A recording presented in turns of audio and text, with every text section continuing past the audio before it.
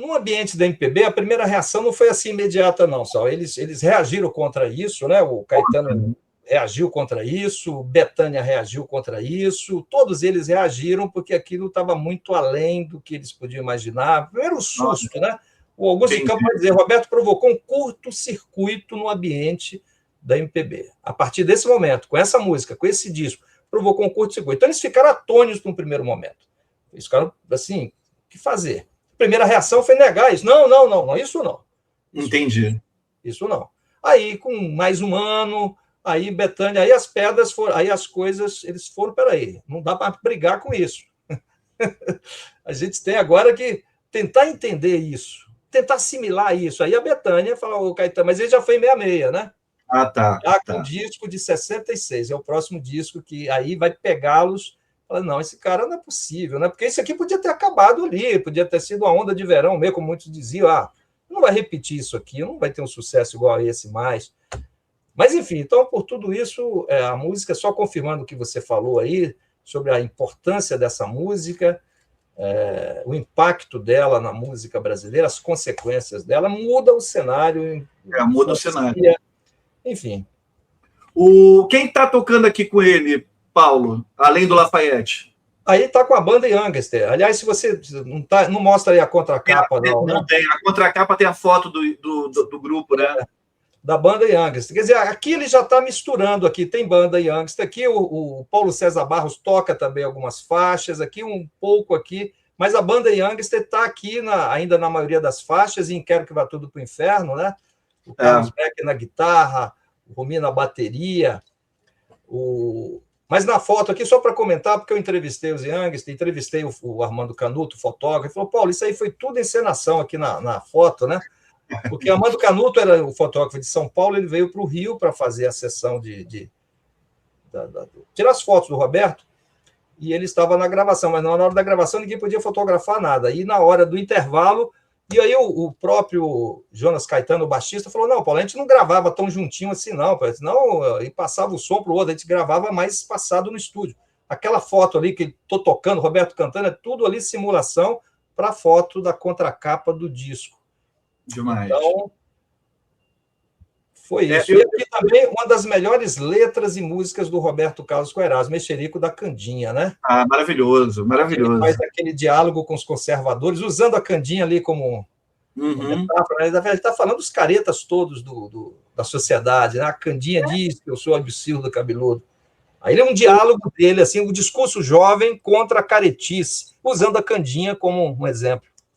E as instituições também, né? Porque na faixa anterior ele vai contra o casamento, né? Sim, contra o casamento, contra as instituições. É muito ousado para a época, muito.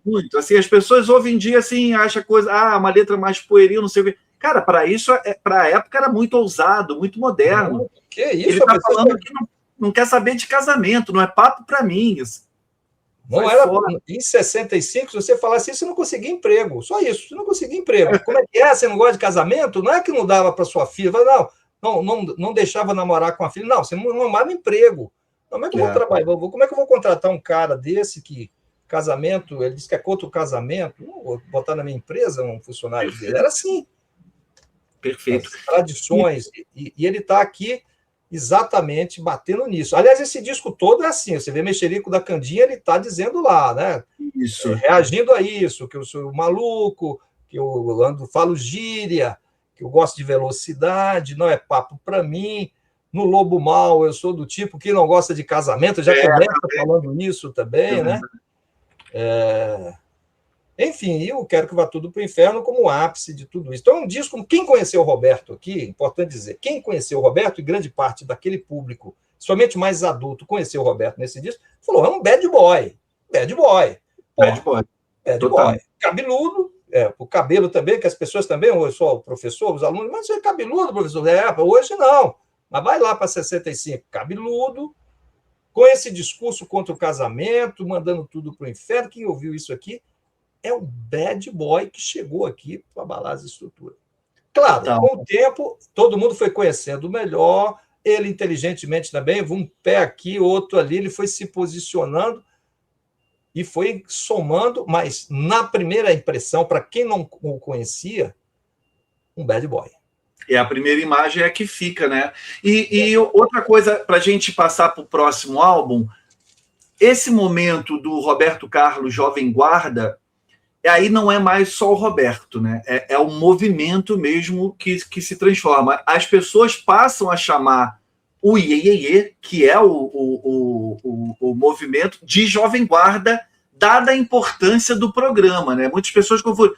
Ah, porque na época da Jovem Guarda era o nome de um programa, mas passou-se a chamar o Iê, Iê, Iê, que era o movimento musical de Jovem Guarda, tamanha força que o programa foi adquirir, né? Então, assim, é televisão o tempo todo, consumo, comportamento. Você acha que se o programa de TV não existisse, o Roberto teria se tornado, mesmo assim, o artista que ele se tornou?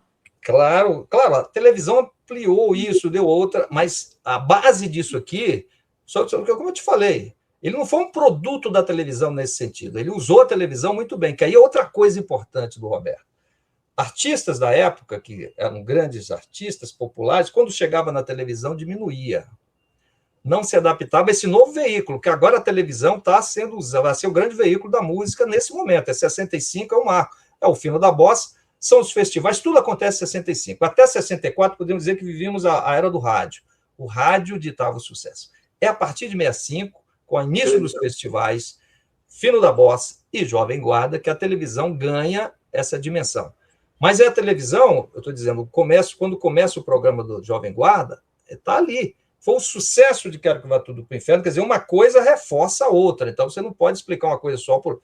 Certamente a televisão contribuiu, mas o sucesso determinante de Roberto, a força dele, veio a partir da canção Quero Que Vá Tudo para o Inferno, que foi o sucesso do rádio. O rádio era o grande veículo. Quem tinha televisão no Brasil em 65 era uma minoria de classe média. Não podemos esquecer disso, né? Verdade. Classe média, alta, poucos lares. Então, a televisão repercutia muito, estava muito na televisão, muito da televisão estava nas revistas, no rádio, mas a música se ouvia muito no rádio, e os discos estão ampliando agora, e as pessoas estão começando a comprar também mais toca-discos. Enfim, é um processo que vai crescendo, especialmente no período do milagre, aí, quando a própria ditadura vai favorecer isso com as transformações econômicas, o plano de crédito ao consumidor, facilidade de parcelamento. Você vai ter uma ampliação do mercado de consumo, de produção de bens, né? de eletrodomésticos, de toca-discos, de rádio, de televisão, isso tudo vai crescendo a partir daí.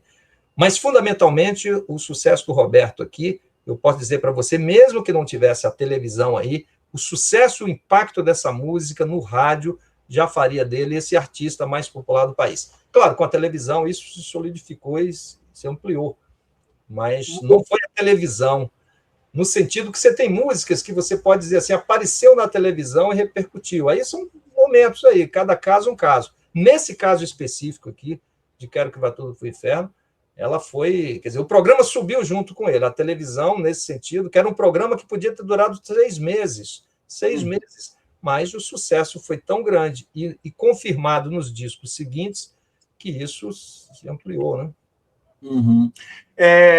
Você acha que o Roberto, nessa época, ele tinha consciência de que estava se tornando esse fenômeno de massa? Em 65, ali, com esse estouro?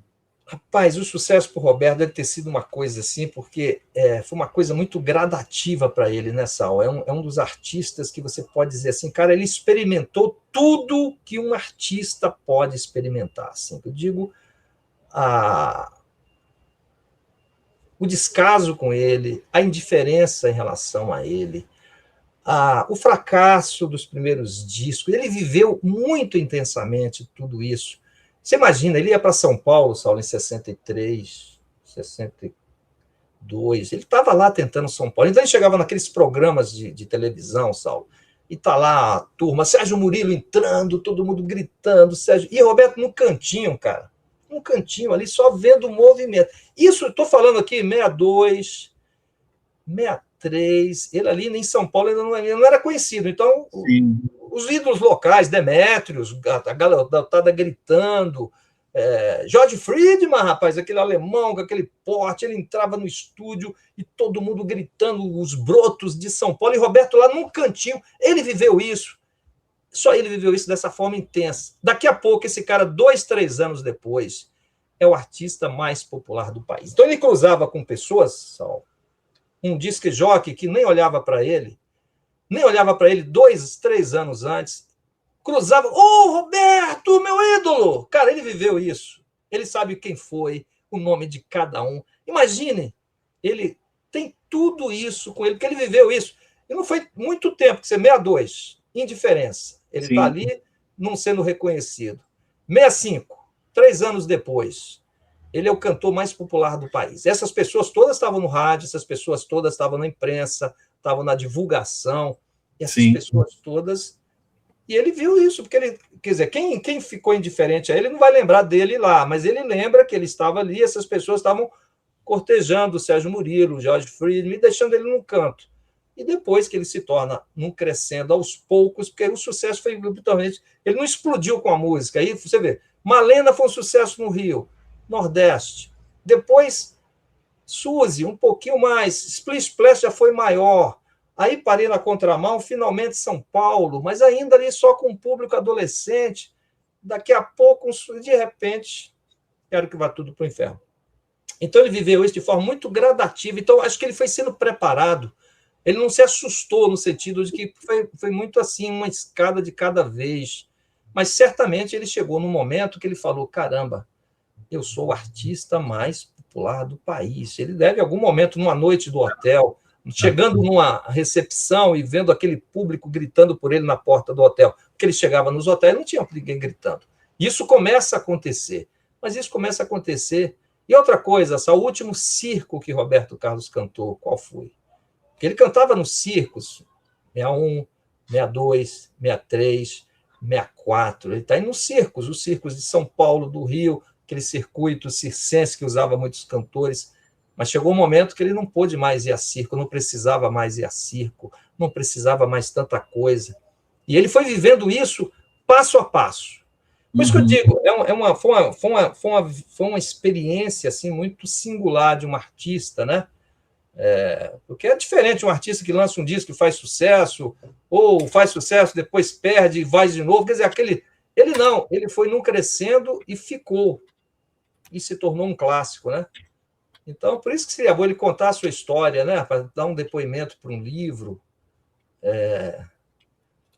Seria muito rico se ele pudesse contar isso tudo que ele viveu, né?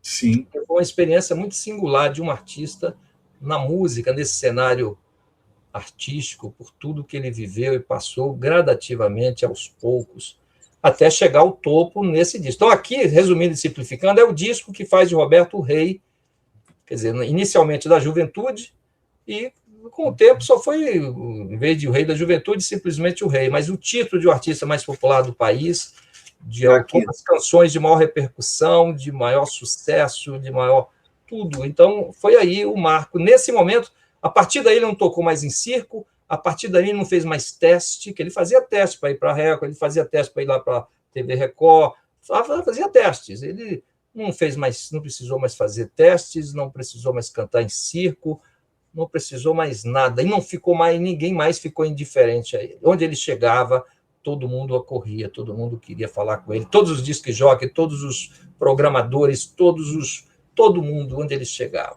Mas ele viveu tudo isso intensamente aos poucos, ele viu passo a passo. Então, por isso que eu falo, é uma experiência de vida muito singular, tudo isso que ele viveu, né? Desde a infância, né? Porque ele começou lá com 9 anos. 9 anos, cara, cantando no rádio, chegando em Niterói, pegando por um pagamento com um punhado de balas, né, Paulo? Como você fala. Balas. Período aqui em Niterói, pegando a barca, rapaz, indo lá para a Rádio Nacional, Rádio Tupi, as portas fechadas. Então, enfim, ele viveu tudo isso muito... enfim, com muita certeza, não sei, mas com muita firmeza, porque ele não desistiu, né? Ele foi lá. Perseverança, né? Perseverança, né?